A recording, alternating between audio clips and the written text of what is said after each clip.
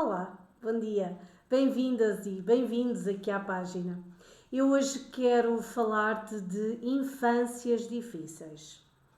Todos nós, ou a maior parte de nós, passa sempre por desafios na infância que depois acabam por se prolongar na vida adulta como traumas. É verdade que se nós não conseguirmos gerir os nossos sentimentos, as nossas emoções, nós não vamos conseguir de alguma forma ultrapassar certas situações que se passaram na infância. E é por isso que eu hoje vim aqui falar contigo, porque eu queria te contar um pouco da minha história e da minha infância. É verdade que na minha infância nunca nada me faltou.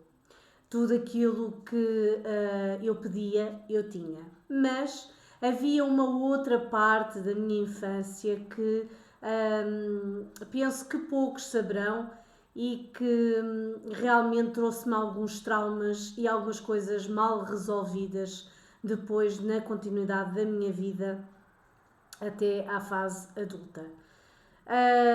Eu tinha e sempre tive uma aptidão para ser uma menina muito alegre, muito bem disposta. Eu gostava muito e gosto ainda de rir, de cantar, de fazer os outros, de trazer felicidade aos outros, de fazê-los sentir bem.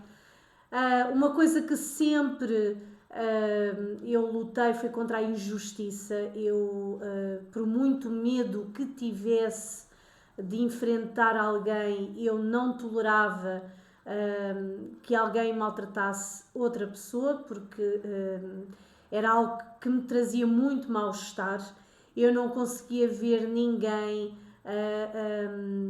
a fazer bullying, e eu estou a falar agora no período aqui da escola, em que eu via muitos colegas que faziam bullying, principalmente na altura nas raparigas, porque era uma fase, penso que muitos se lembram, a fase dos apalpões, e eu via muitas colegas encostadas à parede ou deitadas no chão, com muitos rapazes em cima delas a apalpá-las, muitos a quererem despi-las, e isto verificou-se durante algum tempo, e eu, por muito medo que tivesse, eu gostava sempre de ter uma palavra ou de tentar de alguma forma com que aquela situação parasse. Claro que nem sempre foi fácil.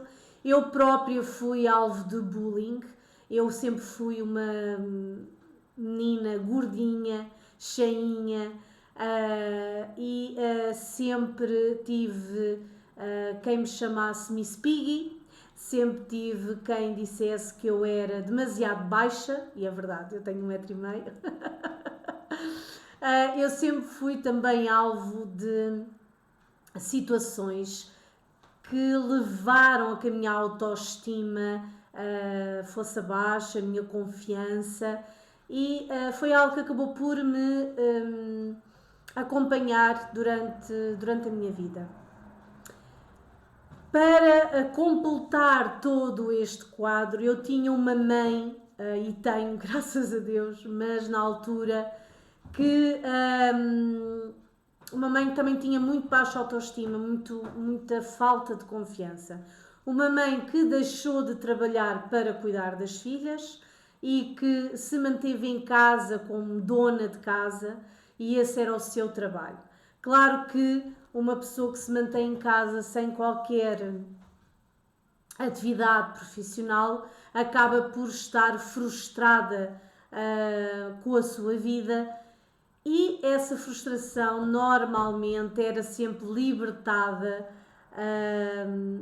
nas filhas. Eu tenho também uma irmã. Durante alguns anos, essa raiva foi libertada de uma forma menos correta, que nós neste momento chamamos a educação violenta ou educação não violenta. Naquela altura a educação violenta prevalecia. E estamos a falar de vários tipos de educação. Desde a simples palmada, que se transformava em coisas às vezes mais pesadas, como também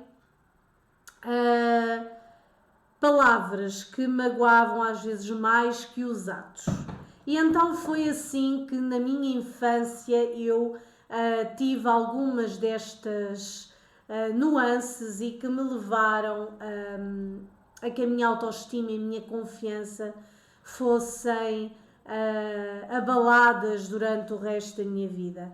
E claro que eu estava sempre à procura da aprovação da minha mãe, porque parecia que havia sempre qualquer coisa que nunca estava bem. Tudo aquilo que eu fazia eram sempre coisas que nunca eram aceites por ela.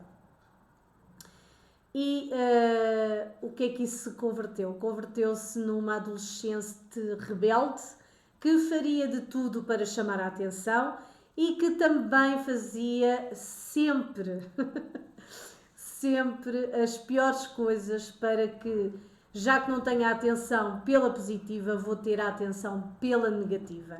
E era assim que eu conseguia de alguma forma manipular a atenção da minha mãe e até ter a atenção dela para que não fosse rejeitada de alguma forma. Isto perpetuou-se pela vida adulta e eu arranjava sempre formas de fazer tudo pelos outros para não ser rejeitada ou para não ser posta de parte. Claro que isto trouxe muitos dissabores durante toda a minha vida e também deixei de me responsabilizar pelas minhas ações e pelas atitudes que eu tinha, pelas escolhas que eu fazia. E então a culpa era sempre do outro e eu era sempre a vítima. Até que percebi que tinha que mudar a minha percepção, a minha forma de estar na vida e a maneira como eu fazia as coisas e encarava os desafios. E foi assim que começou então a minha jornada de desenvolvimento pessoal e que eu queria muito mostrar-te como podes tu também fazê-lo e podes trazer para a tua vida mais felicidade, mais alegria e mais bem-estar, reconhecer o potencial que tu tens e aumentar a tua confiança e autoestima. Então conto contigo por aqui para saberes novidades sobre como agir na tua própria vida.